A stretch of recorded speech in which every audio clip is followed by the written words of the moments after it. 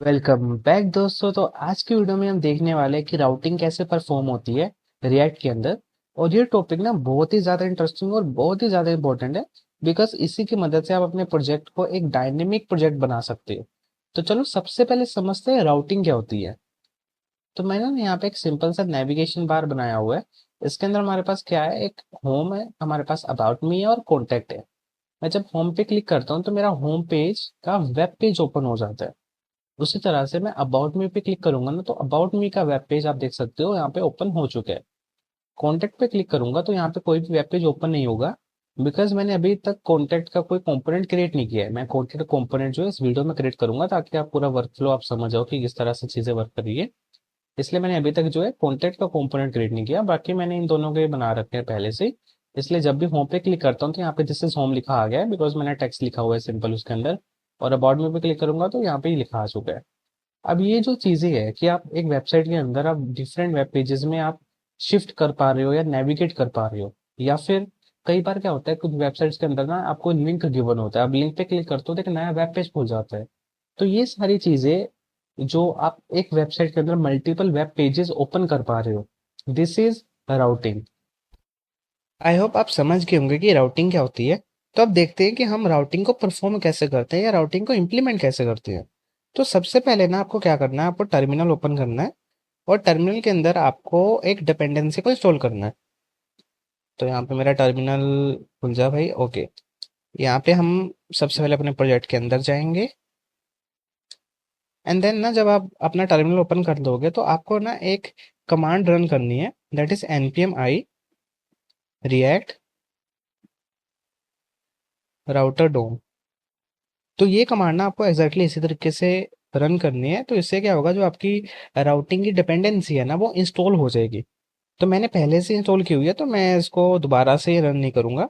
तो आपको एक बार ये रन कर लेनी है। जब आपकी डिपेंडेंसी इंस्टॉल हो जाए उसके बाद ना आपको आना है आपके मेन डॉट जेएस के अंदर।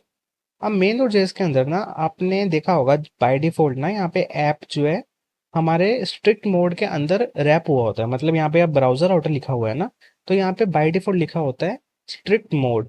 तो आपको क्या करना है, उस स्ट्रिक्ट मोड को हटा दें। जैसे मैं यहाँ पे हटाता हूँ, देखो यहाँ पे बाय डिफॉल्ट यहाँ पे ये लिखा होता है स्ट्रिक्ट मोड।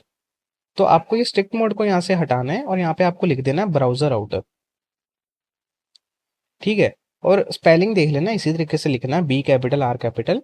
तो आपको ब्राउजर आउटर लिखना है, उसके बाद ब्राउजर आउटर को आपको यहाँ पे इंपोर्ट भी कर लेना है फ्रॉम रिएक्ट राउटर डोम। तो आप यहाँ पे इंपोर्ट कमांड देख सकते हो, इसको हटा दो यहाँ पे।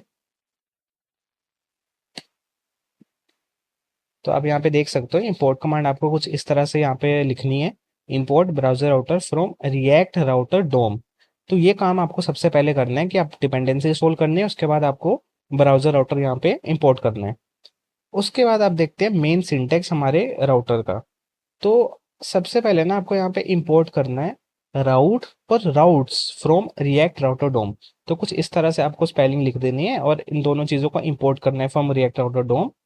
उसके बाद ना जो ये हमारा राउट्स होता है ना, ये राउट्स के अंदर हमारे राउट टैग जाते हैं। और ये जो राउट्स होता है इसके पास क्लोज ओपनिंग और क्लोजिंग टैग होता है। और ये जो राउट होता है ना ये सेल्फ क्लोजिंग टैग होता है। ठीक है। तो यहाँ पे आप देख सकते हो, यहाँ पे राउट्स और यहाँ पे राउट्स लिखा हुआ है, उन दोनों के अंदर हमने अलग अलग राउट बनाने हैं। अब ये राउट के अंदर ना हमारे पास दो एट्रीब्यूट होता है, दैट इज पाथ और एलिमेंट।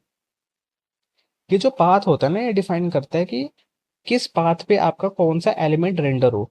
और ये यहाँ पे मैंने ना एक फॉरवर्ड स्लैश लिखा हुआ है। तो ये जो फॉरवर्ड स्लैश होता है ना ये बाय डिफॉल्ट आपका जो इनिशियल पेज होता है, जब आप वेबसाइट खोलते हो तो सबसे पहले जो पेज ओपन होता है जिसको हम होम पेज कहते हैं, तो उसके लिए आप सिर्फ स्लैश यूज करते हो, फॉरवर्ड स्लैश।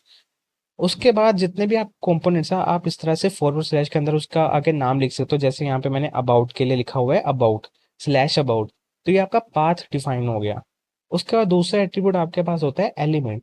ये एलिमेंट क्या करता है, एलिमेंट के अंदर ना आपने जो भी कंपोनेंट को रेंडर करवाना है तो कुछ इस तरह से आपको लिखना है एलिमेंट, फिर उसके बाद इज इक्वल टू का साइन, कर्ली ब्रेसेस के अंदर उस एलिमेंट को लिखना है। जैसे आप रिटर्न के अंदर ये जैसे मैंने नैब बार कंपोनेंट लिखा हुआ है ना, बस बस उसी तरह से आपको ये कर्ली ब्रेसेस के अंदर वो कंपोनेंट को लिख देना है जिसको आपको रेंडर करवाना है, शो करवाना है। अब ना इसके अलावा एक चीज और आपको करनी है, दैट इज लिंक टैग को यूज करना है इंस्टेड ऑफ एंकर टैग। तो आप यहाँ पे एंकर टैग यूज नहीं करते हो, यहाँ पे आप लिंक टैग यूज करते हो। और लिंक को भी ना आप याद से इंपोर्ट कर देना, import link from React router DOM. अब ये लिंक के अंदर आप देखो, ये हमारा लिंक टैग है, बेसिक स्ट्रक्चर है। बाकी ये हेडर टैग है, हेडर के अंदर h1 है हमारा। उसके बाद हमारे पास यहाँ पे एक नैव टैग है, एंड देन हमारे पास यहाँ पे लिंक टैग है। ठीक है, HTML के अंदर हम नैव के अंदर एंकर टैग यूज करते थे, लेकिन रिएक्ट के अंदर हम लिंक टैग यूज करते हैं। तो लिंक में ना आपके पास एट्रीब्यूट होता है TO2। अब ये टू के अंदर सेम आप देखो, यहाँ पे हमने पाथ लिखा हुआ है। होम के लिए हमने पाथ लिखा हुआ है स्लैश, अबाउट मी के लिए हमने लिखा हुआ है स्लैश अबाउट, कॉन्टेक्ट के लिए मैंने लिखा हुआ है स्लैश कॉन्टेक्ट।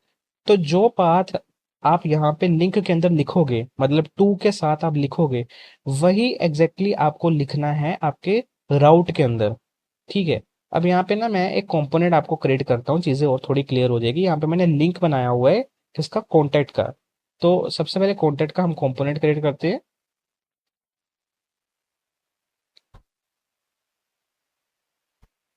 तो यहाँ पे हमारा कॉन्टेक्ट का जो है कंपोनेंट क्रिएट हो चुका है, RAFC लगाएंगे। और यहाँ पे हम लिख देंगे दिस इज कॉन्टेक्ट।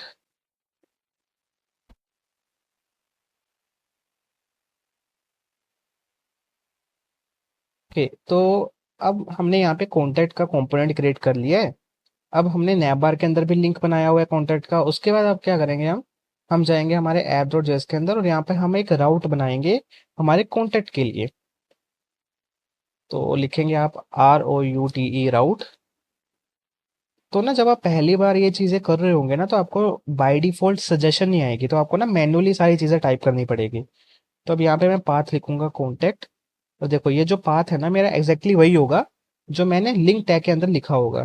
तो ये मेरा नेबर देखो, स्लैश कॉन्टेक्ट, सेम वही मैं लिखूंगा हमारे पाथ के अंदर, स्लैश कॉन्टेक्ट। इसके बाद हम लिखेंगे एलिमेंट, और इक्वल टू कर्ली ब्रेसेस, इसके अंदर हम लिखेंगे हमारा कॉन्टेक्ट, मतलब हमारा जो कॉन्टेक्ट का कंपोनेंट है उसको लिखेंगे।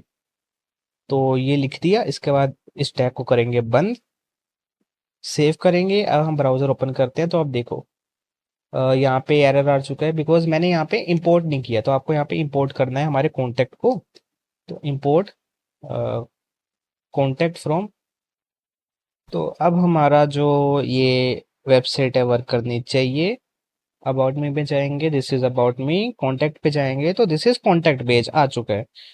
तो कुछ इस तरह से हम राउटिंग यूज करते हैं। वीडियो पसंद आई हो तो वीडियो को लाइक कर दीजिएगा, चैनल को सब्सक्राइब। जल्दी मिलते हैं एक नए कंसेप्ट के साथ।